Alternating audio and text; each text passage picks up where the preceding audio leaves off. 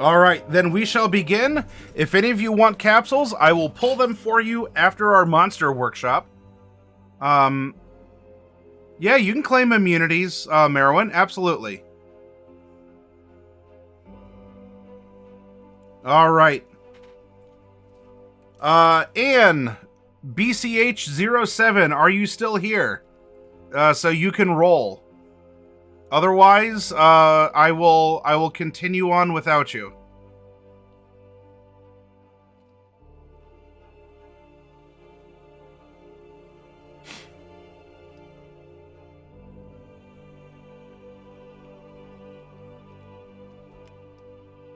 All right, Anne might have departed, so I will refund Anne's points, and we will continue along. Oh, you're here? Okay, Anne.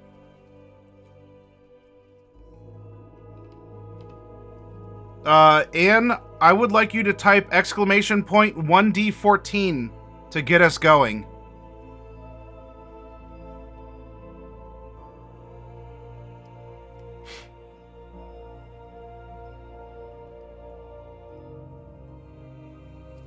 And it stops on a 2.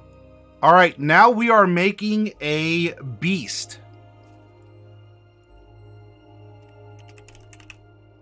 Our next monster is a beast. Let me redeem this. And let's go for our expected challenge rating. Simba's Bloody Mojo, will you please type exclamation point 2D12?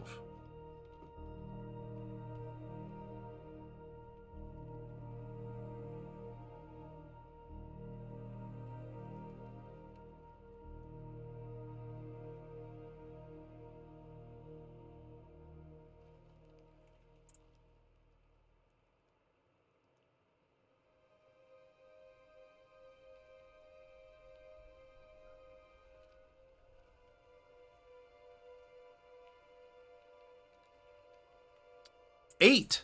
All right. So, right, you can't get a 1 on a 2D12, and that's fine, because we're not going to make a challenge rating 0 monster. So that would be 1. So then we have 2, 3, 4, 5, 6, 7, 8. We are making a CR4, beast as a monster.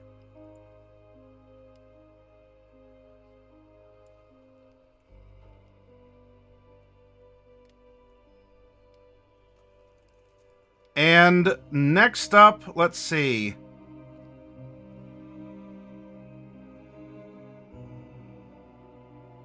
Anne, it looks like you redeemed another set of points. Anne, can you give me a 1d6 roll in chat?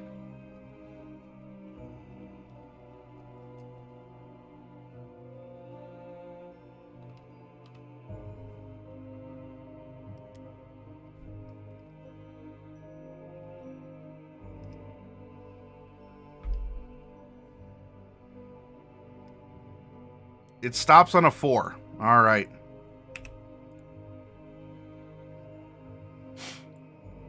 That is 1, 2, 3. Oh, a large. All right. We have a large CR4 beast.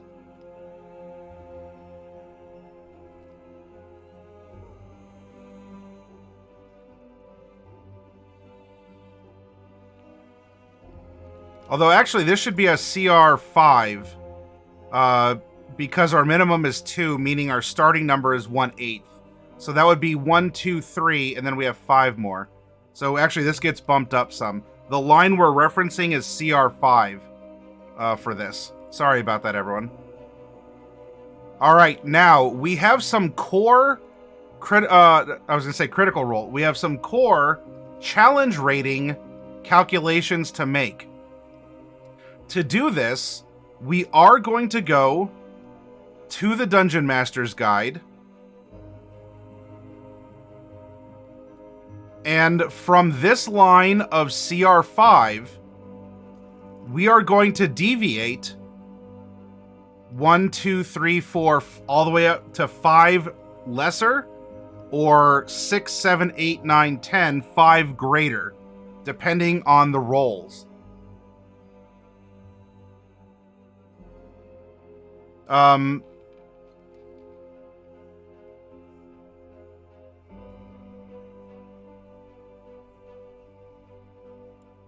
Can I have Man-Cheetah type exclamation point 1d10 in chat?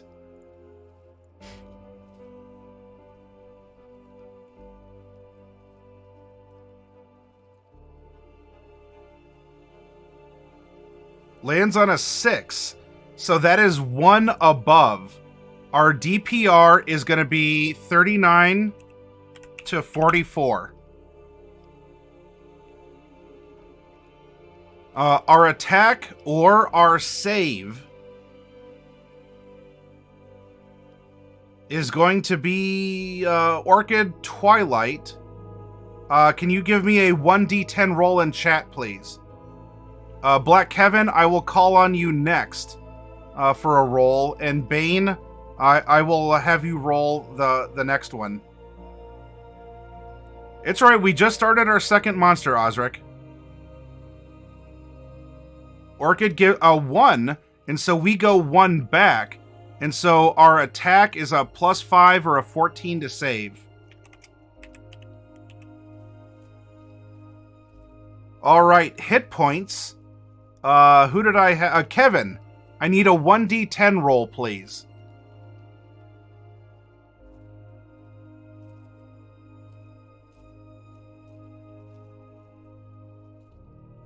Well, I think so, but I'm biased, Osric.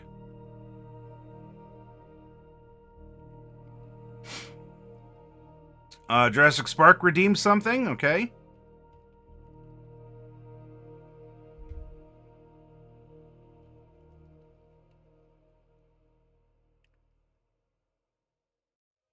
Kevin, are you here?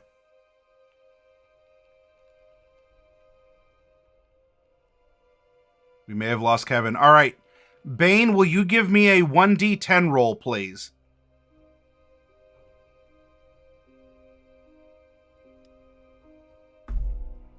Participation in the workshop is your punishment for falling asleep on the couch.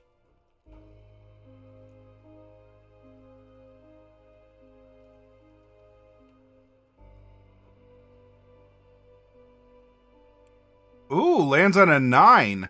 So our hit points are actually going to be, let's see, 1, 2, 3, 4 higher, 191 to 205.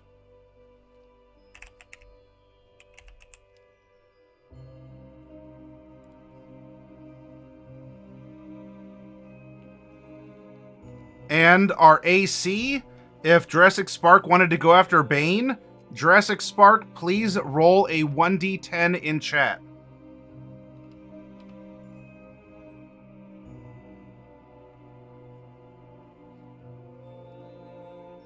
Lands on a 1, and so we go 1 back on AC, which brings us to from a 15 to a 14. All right. Now, immunities specifically was claimed by Merowyn. So, Merowyn, may I please have a 1d100 roll in chat?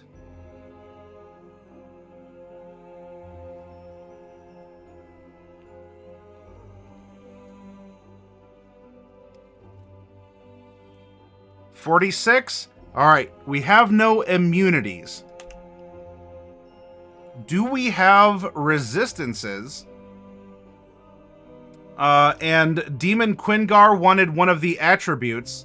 Quingar, will you please type exclamation point 1d100 in chat?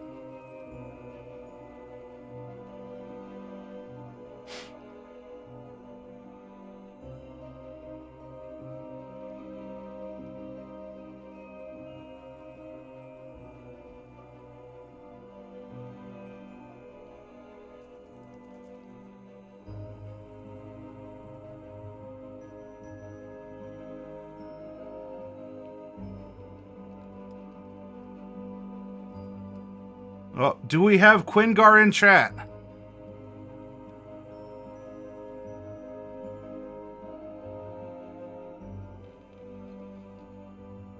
Alright, I guess we don't. Anne, will you please type exclamation point 1D100, please?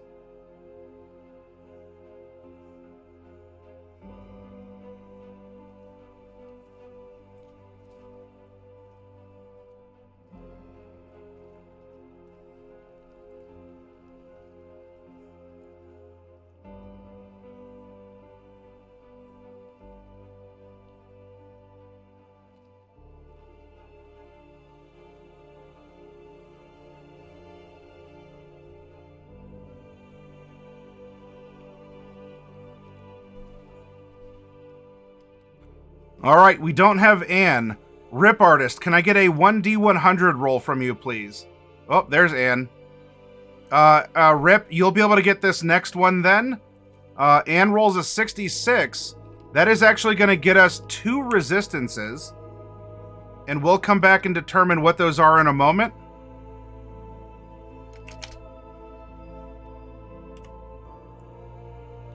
And Vulnerabilities, Rip Artist, can I get a 1D100 from you, please? Quingar, I don't know if you're out there, but we're almost done with the section you wanted to roll in.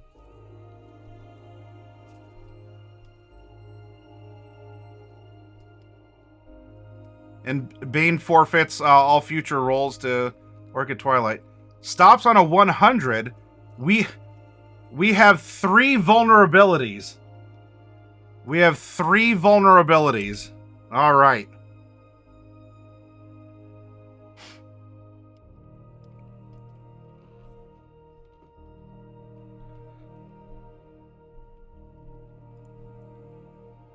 All right, now we need to determine... Quingar is back. All right. Quingar, we are getting 2 resistances. Oh, Kevin's here too. Oh, then I'll call on both of you. Quingar first. Quingar, I need you to type exclamation point 1D14, please.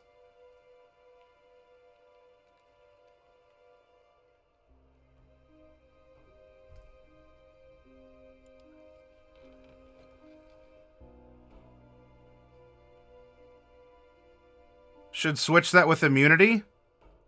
Why is that, Simba? Demon Quingar gives us 11. 1, 2, 3, 4, 5, 6, 7, 8, 9, 10, 11. We are resistant to psychic damage, and Black Kevin, can I also have a 1D14 roll from you?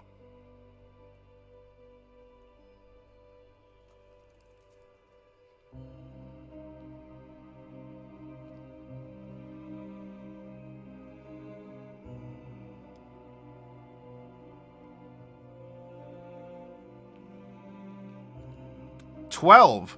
Well, if 11 was psychic, radiant is going to be the 12th type. To give it 3 immunities, well, we rolled that we had 0 immunities. And in this case, we need to figure out our vulnerabilities. Is there someone out there that hasn't gotten to roll yet?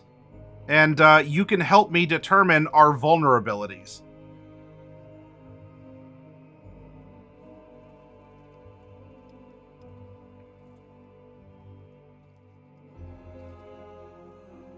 Osric. All right, Osric, we can take Psychic and Radiant out of the types. So, and Bat Espada, okay. So I want you to instead roll a D12 in chat. 1D12, Osric. Because we can't be vulnerable to something we resist. Lands on an 8.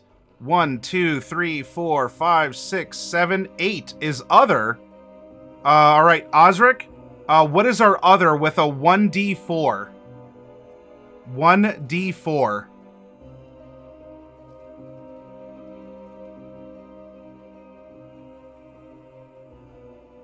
Two. It is vulnerable to the common damage types. All right.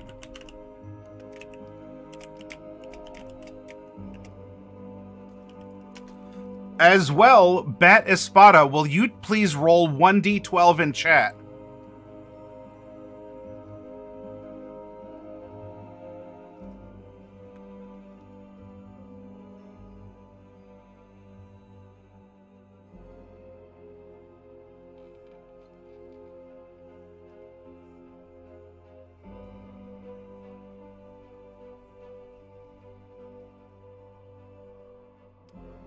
This poor chipmunk never stood a chance, says Rip Artist.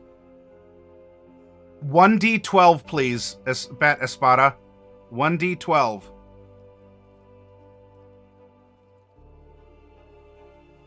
Exclamation point 1d12, please.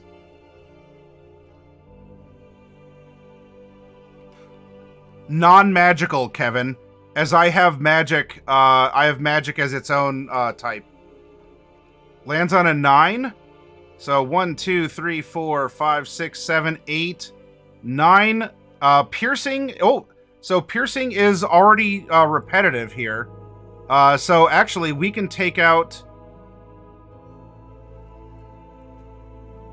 We can take out piercing, psychic, radiant, slashing, bludgeoning. That leaves us with 1, 2, 3, 4, 5, 6, 7, 8, 9. All right, Bat Espada, roll a D10 in chat. Actually, wait, no. I actually have a D9. I have a D9 command. Exclamation point 1D9.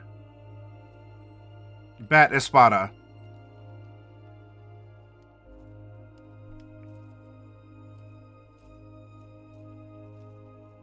Eight. 1, 2, 3, 4, 5, 6, 7, 8.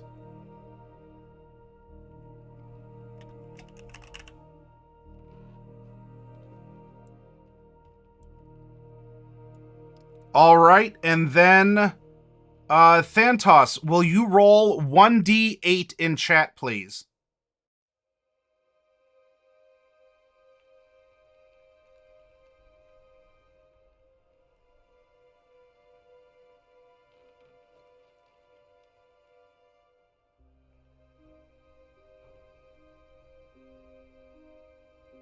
Five. 1, 2, 3, 4. Lightning.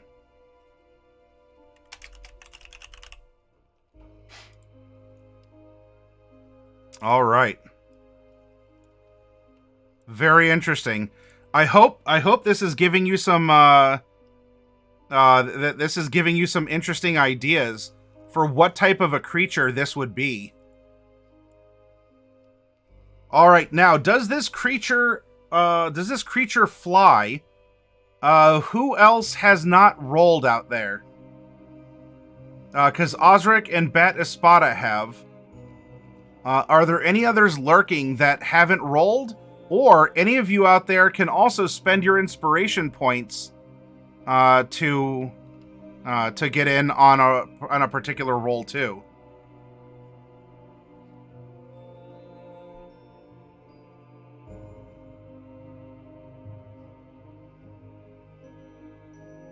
You want another one, Jurassic? All right, Jurassic Spark. Exclamation point 1d8. Who's we decided it's a dire chipmunk?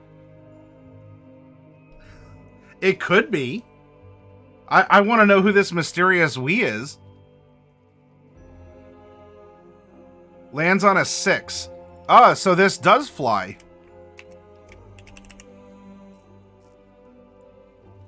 All right, we have a flying CR5 beast. A flying, well, approximate CR5 beast that is resistant to psychic and radiant damage, but is vulnerable to common BPS, poison, and lightning damage.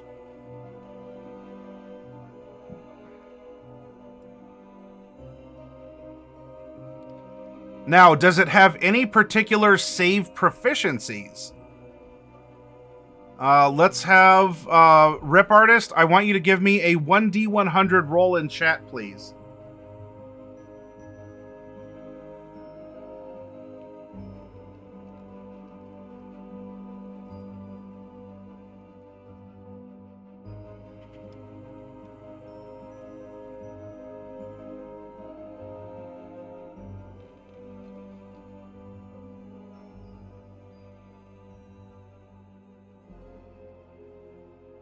$76. Oh, we have one.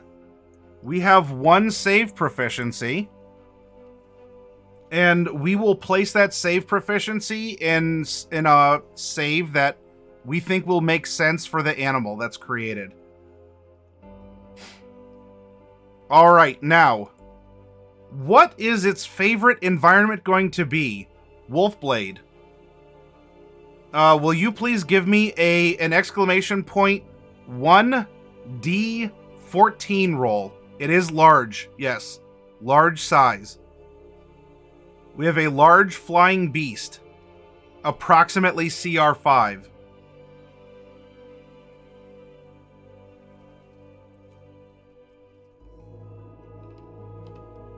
$11. 1, 2, 3, 4, 5, 6, 7, 8, 9, 10, 11. Alright, this creature tends to hang out in ruins.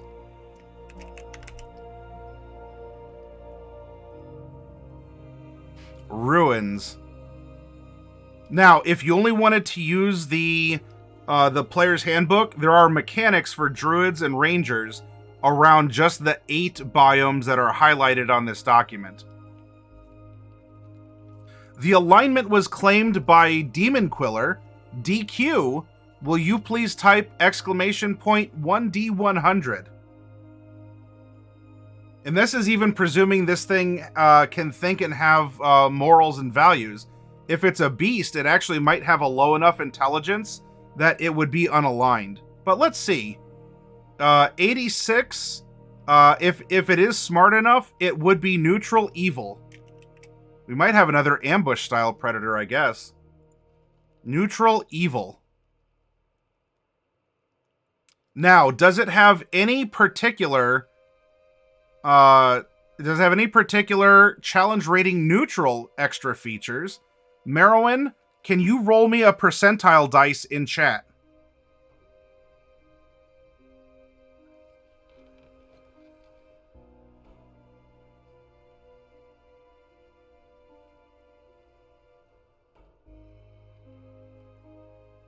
$58. It does have one. It has one challenge rating neutral extra feature, and we can determine. I'll determine what that is because I have a custom dice roller. So I'll do that in just a moment. And does it have a challenge rating enhancing feature? And can I have... let's see... Thantos, can you roll a percentile in chat for me?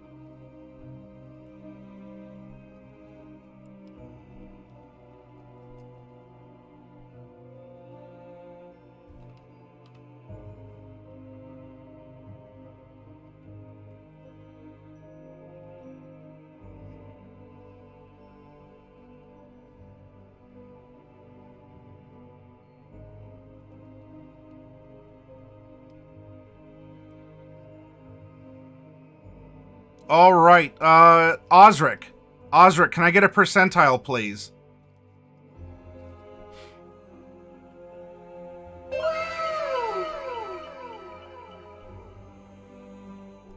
And welcome, Raiders. Insomnia Night RPG is coming in hot with a raid. Darth Valis, hello. It is good to meet you. We have no challenge rating enhancing features on this monster. Yeah, here, let me give a shout out to Insomnia Night RPG.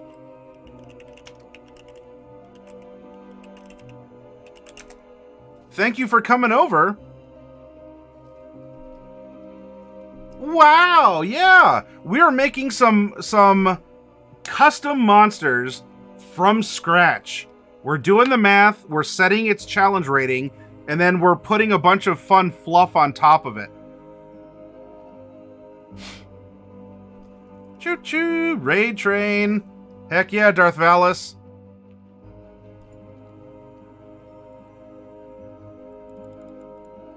Welcome, Raiders.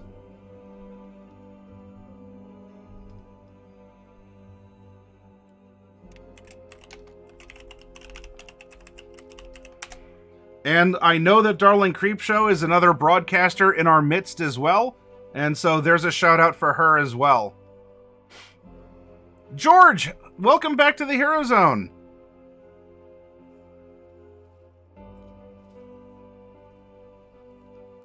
All right, now let's go. Let's go to our random dice roller.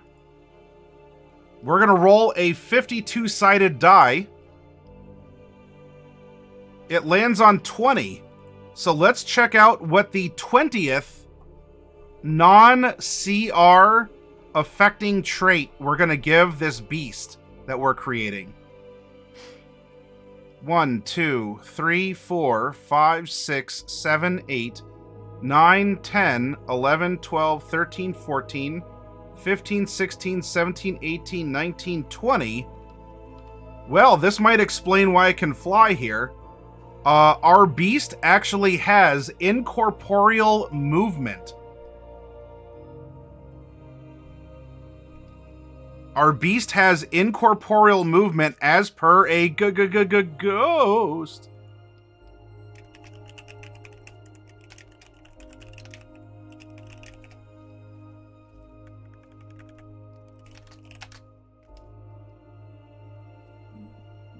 Sadly, no 1D52 command, George.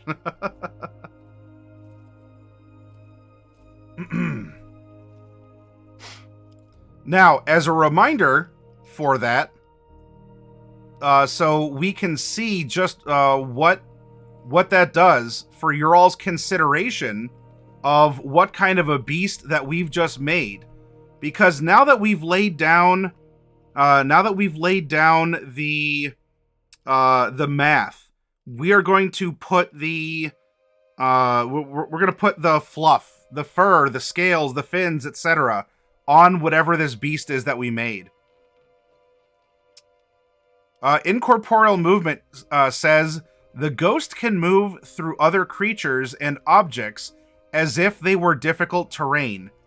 It takes 5 force damage if it ends its turn inside an object. Now, this isn't a monstrosity and this isn't undead.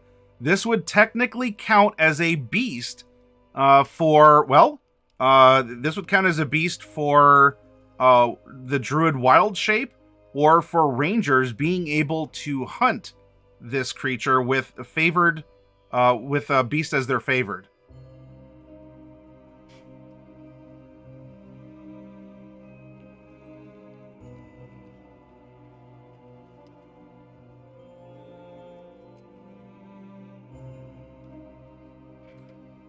So yeah, it has, I guess much like a ghost, it would probably have fly 40 feet hover, but also have incorporeal movement.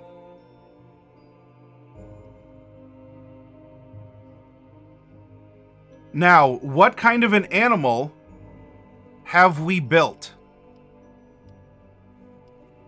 These are the qualifications. It is a beast type, and if you're not sure what that could include, I'm going to direct you back to your monster manual. Hopefully you all are playing along at home. We're going to go to page 8. I'm sorry, we're going to go to page 6. Beasts are non-humanoid creatures that are a natural part of the fantasy ecology. Some of them have magical powers, but most are unintelligent and lack any society or language. Beasts include all variety of ordinary animals, dinosaurs, and giant versions of animals. That could be a dire wolf. Now, what's going to separate this from something like a monstrosity? Monstrosities are monsters in the strictest sense. Frightening creatures that are not ordinary, not truly natural, and almost never benign. Some are the result of magical experimentation gone awry, such as owlbears, and others are the product of terrible curses, including minotaurs and yuan-ti. They defy categorization, and in some sense serve as a catch-all category for creatures that don't fit into any other type. So ours needs to be explained in a more natural sense. They could have some magic that could explain the gauzy nature of it.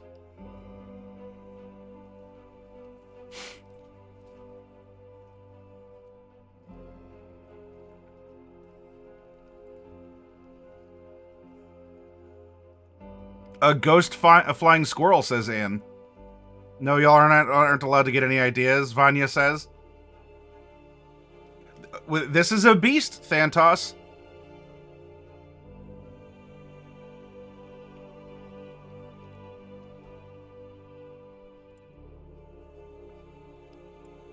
Now, we're going to do a quick calculation as well to see. We used CR5 as our guide, as our guiding area, right? Let's transfer the data into our calculator to see where this really stands. So we are large.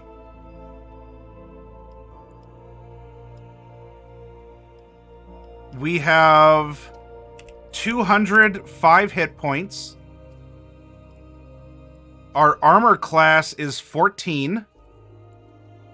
So we're kind of easy to hit, but we're bulky. We're fairly easy to hit, though we are bulky. Let's see, we deal 44 DPR and have a +5.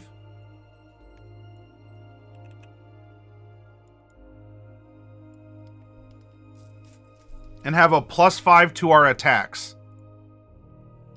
Now, we do have also, for consideration, we do have vulnerabilities. We have 3 and we have 2 resistances. So we do have resistances. We can fly and deal damage at range. And we are between 0 and 9. And we do have vulnerabilities. We do have, so we're in the 0 to 2 save proficiency. So that alone isn't enough to bump up CR, but we can think about which save it has proficiency in. Now, we put in the math, right? There's no other features that are going to add to the effective measurements of our challenge rating. The math is done. Let's go up and see. We actually have a CR8 creature. We started with a 5. We allowed for some variance as we were building something cool. And now we have a CR8 creature. Because its offensive CR is 6 and its defensive CR is 9.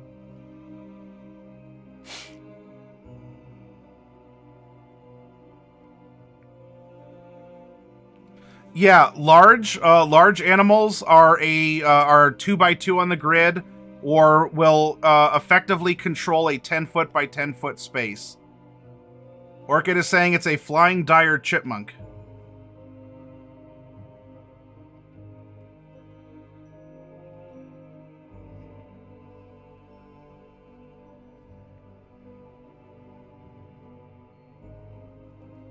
Now, this is definitely... this is not a glass cannon. If anything, this is... in Pokemon terms, high hit points, low defense, and even low attack. It's only a +5 to hit. Though, if it does hit, its DPR at 44 is, that's nothing to... That's nothing to sneeze at.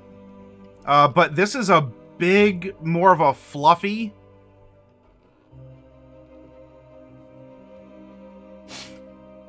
If they can't hit us, there's no vulnerability. You fly to avoid the damage. Well, by CR8, presumably you do have ranged options. So at worst, this is a CR8 creature, but considering its vulnerabilities, this doesn't ask the particular kind. I would probably actually bump this back down off of a gut feeling. I would bump this back down to maybe closer to a 6. Oh, that's my gut feeling and not the raw math. Now, this beast is... Whoop, I went past it here. Resistant to psychic and radiant damage. It is resistant to both psychic and radiant damage.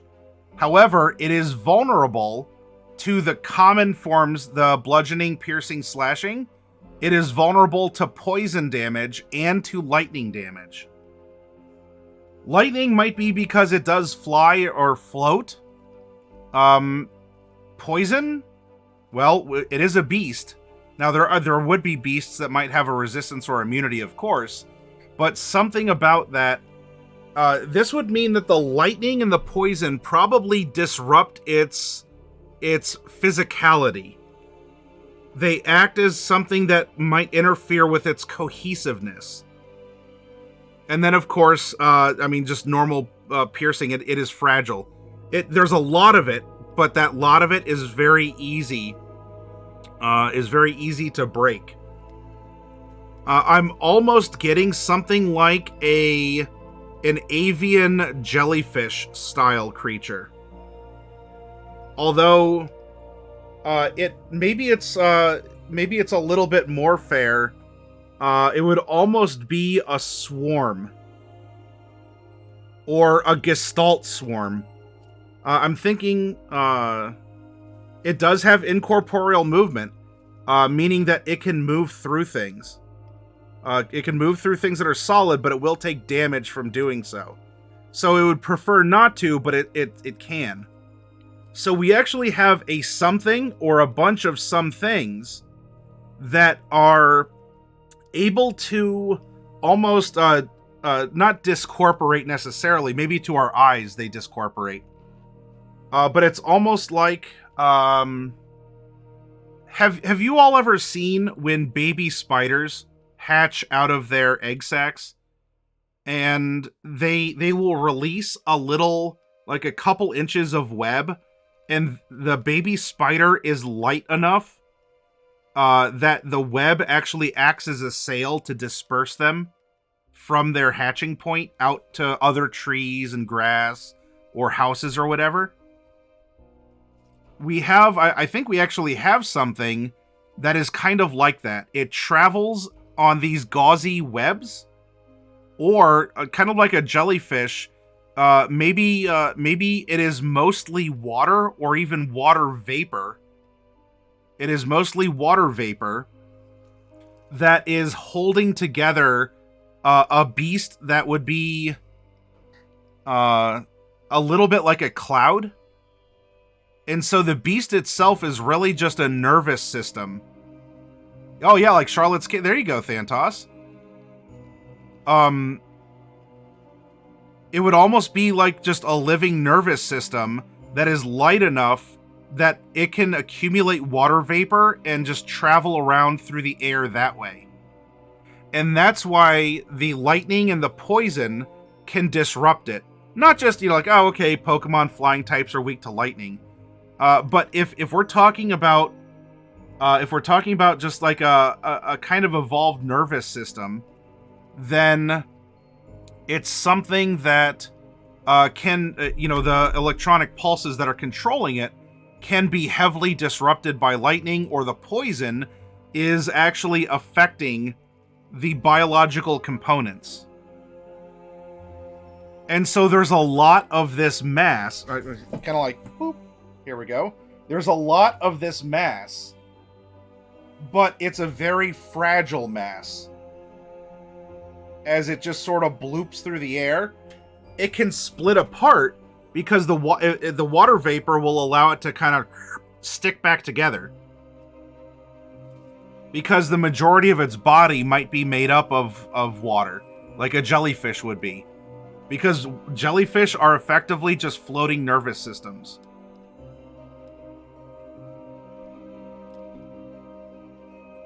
Now, that's my take on it.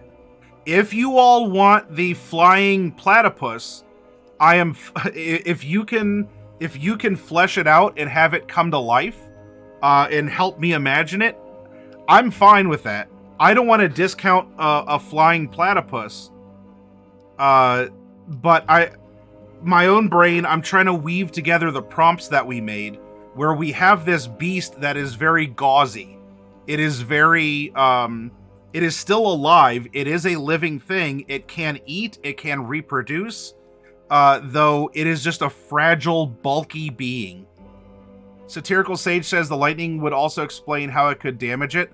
Electricity on a nervous system. Yep, that's exactly true, Satirical. And I'm sorry, you made the comment above about Boris and Natasha got Rocky but no Bullwinkle. But this could also explain how it could pass through. And it might not necessarily be a true etherealness where it's passing through your innards necessarily. But it is small enough on a scale it can compress down, almost like it's a constant gaseous form. That it could squeeze into places and around places, and it can split and join together because maybe the nerves are made to detach as it's just a floating nervous system. It would be almost like an airborne anemone or an airborne jellyfish or a simple creature like that. The lightning would also... Okay, so there's that. So... But if you want it to be a flying platypus, I'm fine with it. I just... You gotta explain to me the ethereal... Or the... you gotta explain to me the special movement of Incorporeal Movement.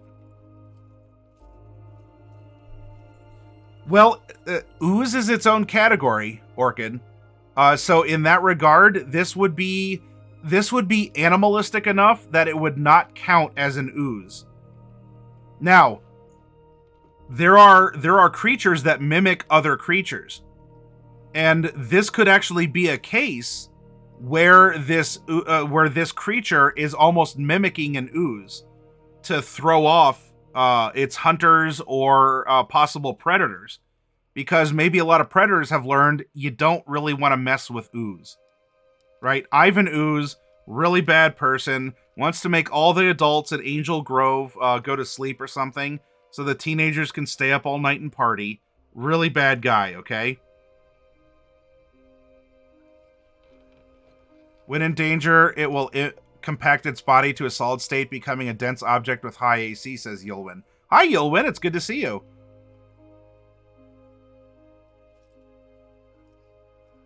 Love the idea of damaging the monster when it splits and then having two smaller monsters. Maybe that's honestly just how it reproduces even as a beast. So it could be similar to an ooze in that regard, but it's still sentient enough. And in fact, this could explain, if it is a nervous system, this could explain why it might actually have an alignment. It could be neutral evil.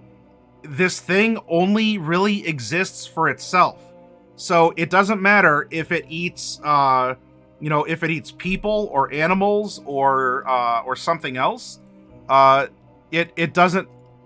It exists for itself, but it is choosing its targets. It does have a sense of.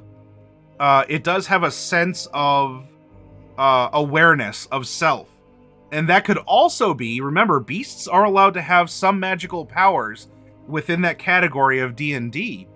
That can also explain why it is resistant to psychic or even radiant damage. Psychic damage is because there's probably some sort of a nascent psychic energy that is a force field or is a containment field or is empowering this nervous system. And so because it's suffused with it, it resists psychic damage. Radiant damage, that is either just a damage type of, it can resist angels and other celestials and the high planes outsiders. Or radiant plays into the fact that its body also uses the sun or other sources of energy for power, right? Just like hot air balloons need the sun, the sun helps, but it needs hot air to rise and move. What if this creature is very diurnal? Because at night, it can almost just settle down like dew. Maybe. But radiant damage is also from the sun. Why do you think you get sunburned? And, how do you think your body gets damaged and dehydrated, exhausted, or could develop cancers from the sun? The sun is radiant damage. The radiation, it is resistant to radiation, to microwaves. Because as much as we're like, oh, angels are so wonderful and pure, the radiant damage is an angel microwaving you.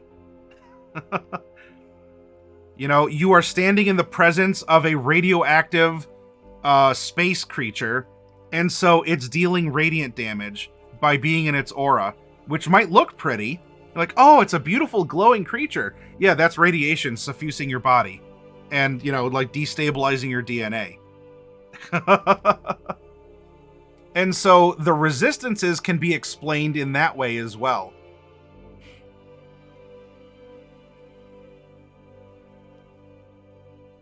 Yeah, so it would be something like a lighter than air amoeba. Exactly, Orchid. Because an amoeba, I mean, you might be able to argue it would be like an ooze if we scaled it up. But maybe what separates that, because oozes usually aren't intelligent, this one can be very intelligent.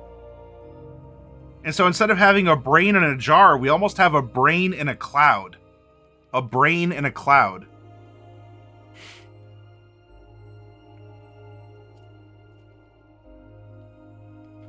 Yep, angels are nuclear bombs, yeah. I would think it would also be resistant to psychic because it is more decentralized mind. If it can split itself into parts and recorporate, it has to have some sort of intellect. It can see with radar? Well, remember, we can add any senses we want. Senses do not impact challenge rating. So if you want it to have blind sight, that might work. It can operate in the dark and in bright light as well, because it doesn't really see. It just senses. That could very well be Orchid. So these are my notes. Again, if you want to make the case for a flying dire ghost squirrel platypus, I'm all for it. Let me know. But right now, I think we almost have a cloud jellyfish, which is a flying,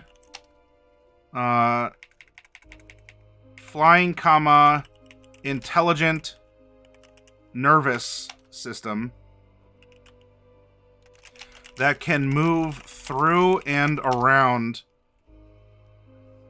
people in tight places.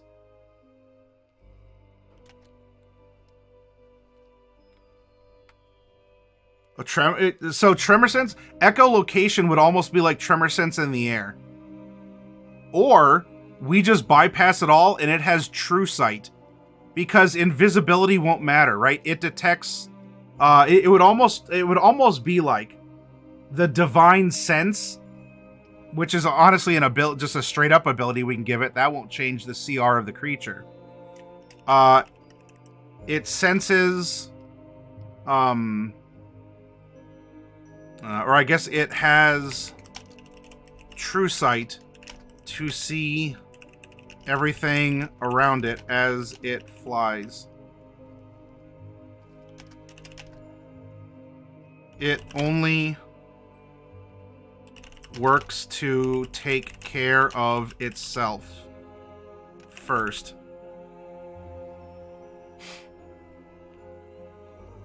Have a great night, Merwin. Thank you for helping us in the workshop, and good luck in your energy of powering through your one job and getting that next one coming up.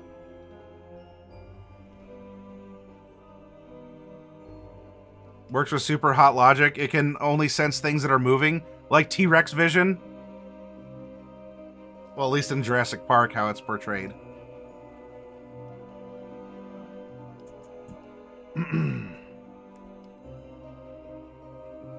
Very much so, Merwin.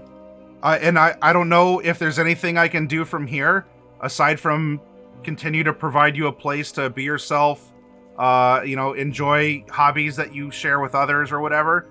But if there's something I can do for you that you end up needing in this process, let me know. Until then, I mean, you obviously have the love, joy, and camaraderie of the Hero Zone.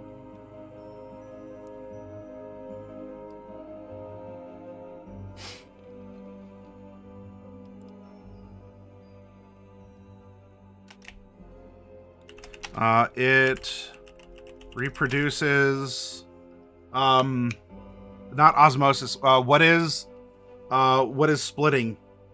Splitting cells. It's not. Oh my gosh, This is terrible. Yeah, mitosis. There's meiosis and mitosis. Thank you, Jurassic Spark.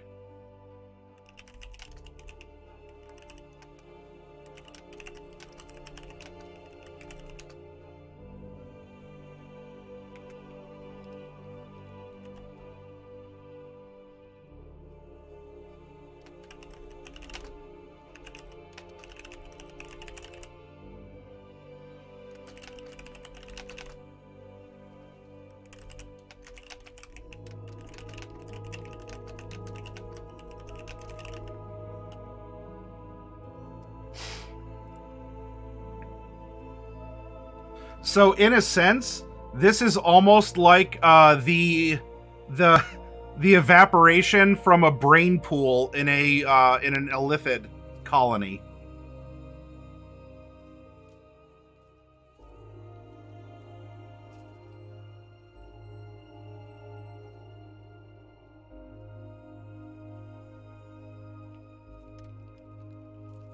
Hey, have a good night, Hunter. Thank you for hanging out as well.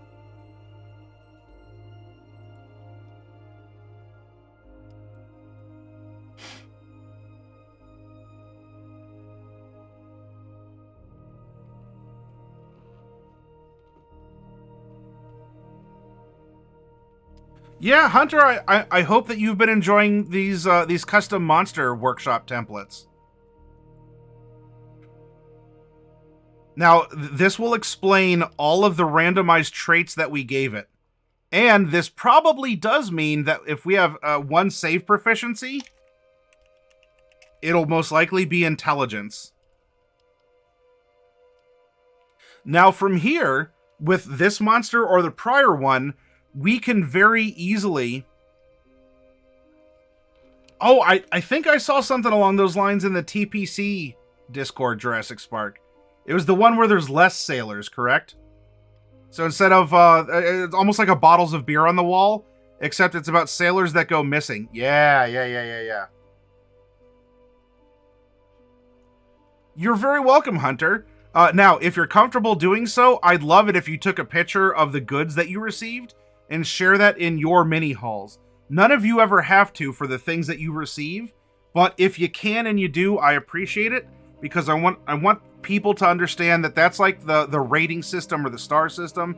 It helps build trust that I am good for it, and that you do get your stuff. So we have something that is big and bulky, but it is ultimately, it is fluffy, but it is very vulnerable. It is high hit points, low defense, very low to hit, and a medium damage output. Thank you, Hunter. But yeah, so there's a very basic life cycle for this thing. The origin story about how it came about. This could... we could even include something...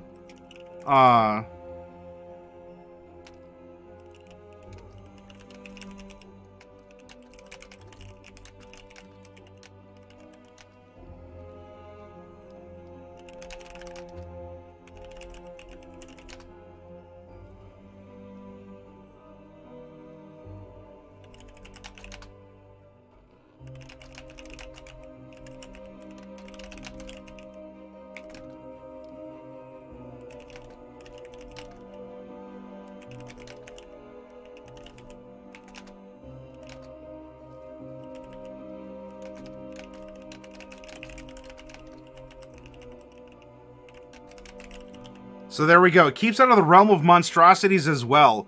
So this thing probably is a high intelligence, high wisdom. Probably not so good on the charisma.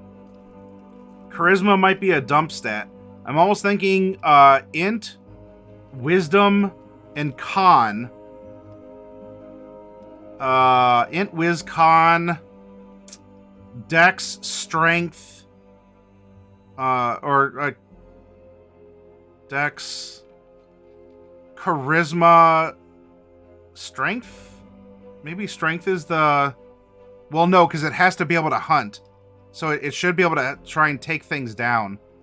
So maybe intelligence, wisdom, con, strength, dex, because it has a low AC. Strength, dex, or no, charisma's the dump stat. What did I say? I'm confusing myself. Here, let's do this. We're gonna go int, wiz, con, strength, dex, charisma. That's probably gonna be the loadout in terms of highest score to lowest score.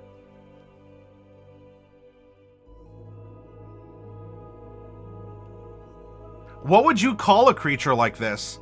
Based on its attributes, its behavior? If the first one that we made was the Tonsilloth, based on what it looks like and kind of what it does, what would you call this creature? If you were if you were a naturalist, if you were an ecologist or whatever, and you came across this, and it is a natural creature, because look, truth is stranger than fiction. There's some weird creatures out there in the world. What would you want to call this monster?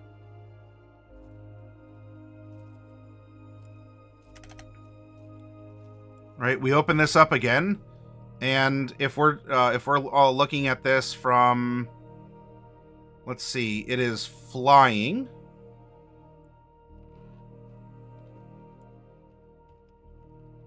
Let's kind of give it, oh, not that.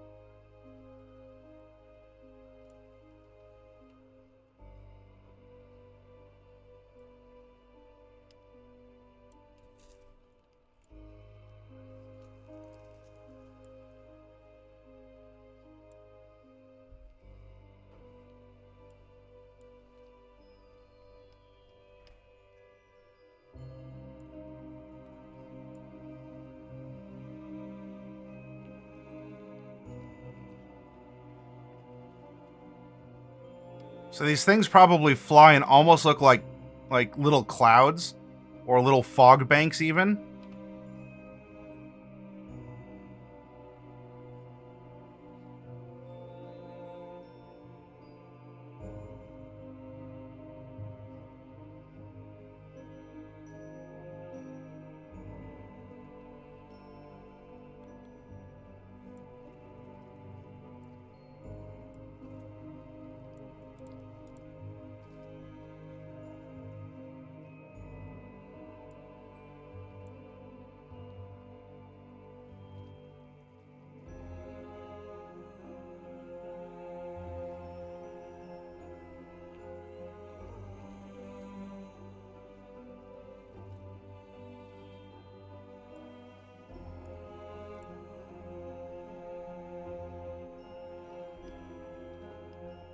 And these are like little connections of...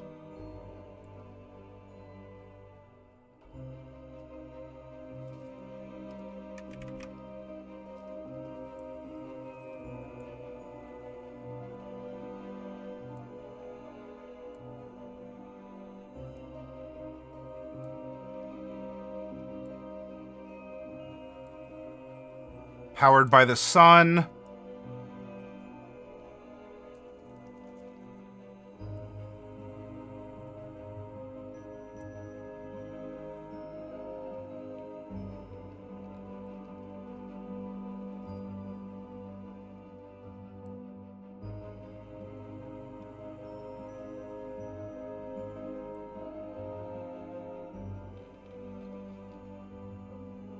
So there'd be like some very gauzy, thin, nervous connections.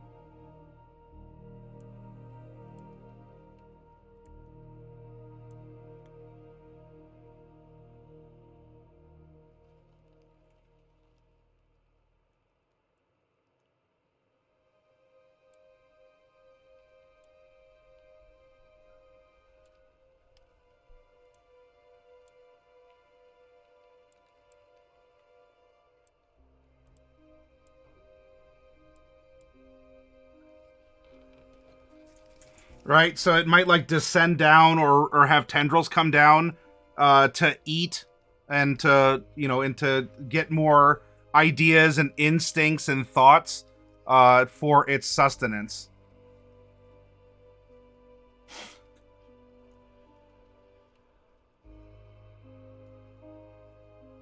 A vapor plasm, says Sage. A furry terror? You mean a fuzzy terror? Says Jurassic.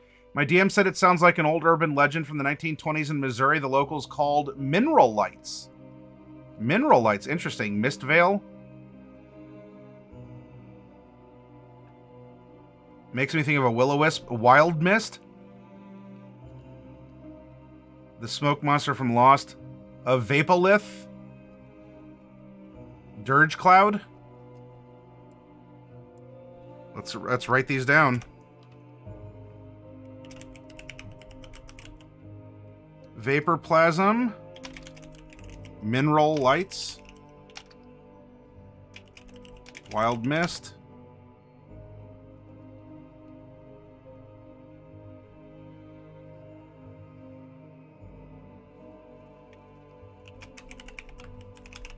Vapolyth. Dirge Cloud. Yeah, telekinesis. Orchid, you're correct. Instead of tendrils, telekinesis would not affect its CR. We could absolutely give this thing telekinesis. And now, how scary would that be, everyone? You're doing whatever. You're doing whatever over the day, and a little cloud is passing overhead. A little cloud is passing overhead. How about this, Orchid? Not even just telekinesis. It casts levitate on its victims, and its food levitates up into it so it can absorb it. Can you imagine just out for a day and you're like, oh, it's so warm and bright, and then there's like a cloud that gives you you know, a little bit of respite, and then your DM says roll a save to resist the levitate? Can you imagine? It's almost like a UFO going and stealing cattle, right? It could levitate. It could levitate the creatures up into it, and the creature would be helpless in the levitation.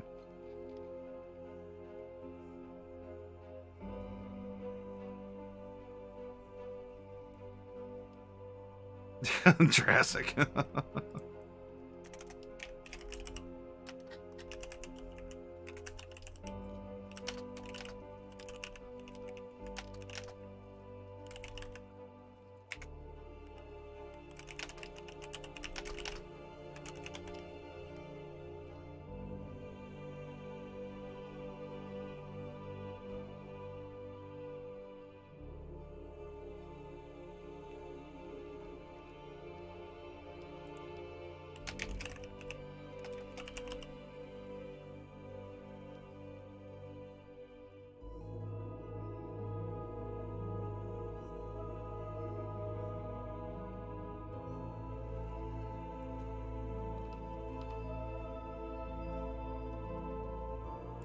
Now, if only it had teeth to eat and it doesn't just sort of dissolve, or I guess microwave its prey. It probably would microwave it.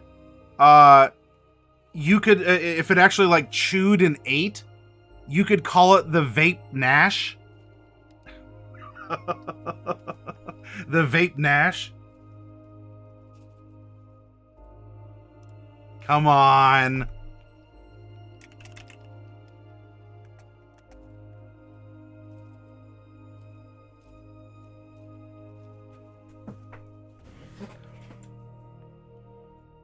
I don't vape, and I amused myself with that, okay?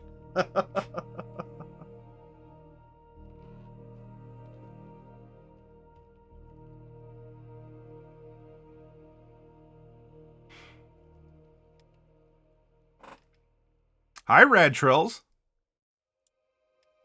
All right, then let's do this. I would like to give, I'd like to give this a name. I want to know what you all think. Hi, Vlad. Good to see you.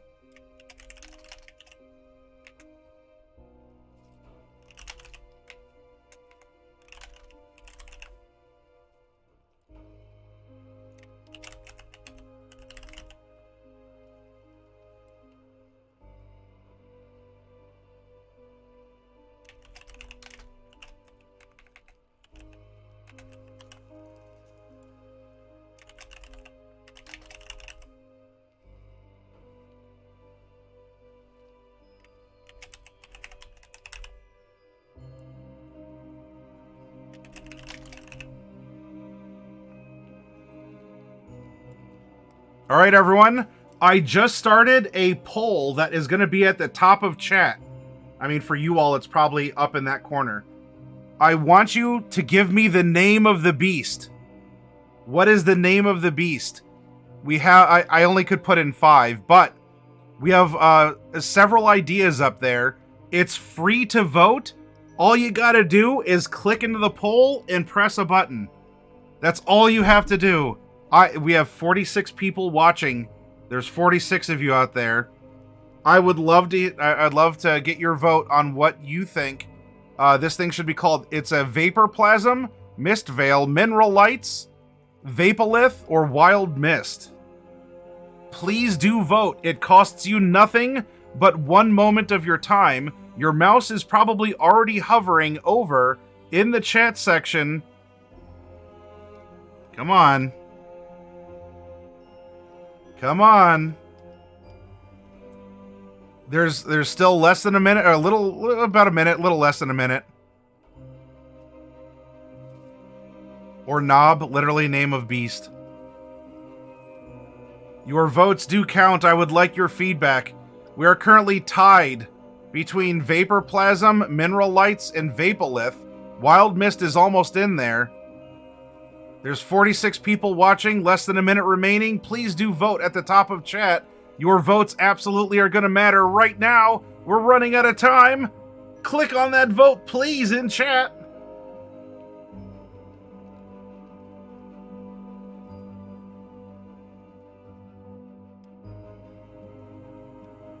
Well, they might very well have names themselves, Rad. They are intelligent as a beast. And though the name itself might sound like a noise and not necessarily. There we go. Apparently, with 4 votes, Vapolyth. So people are calling these things Vapolyths. Though they might have names of their own.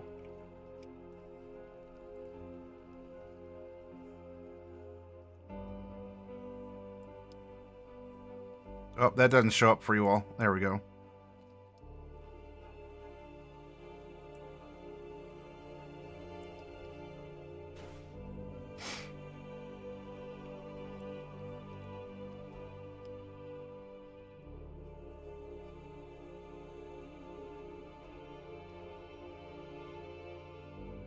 Mineral Lights 3 ever says that. Well, you know what? It could be regional.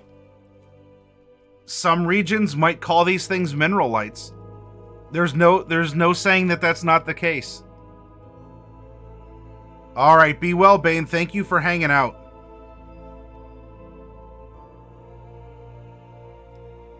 Man, how terrifying would that be to have Levitate cast on you, and there's no way, I mean, kind of no way you could get out of it, and you just ascend up into this cloud, and you just get microwaved and eaten.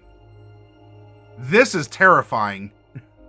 For as much as we made a fiend, the Tonsilloth, as much as we made that sort of ambush predator fiend, this is probably the way more terrifying monster of the two. Oh my gosh.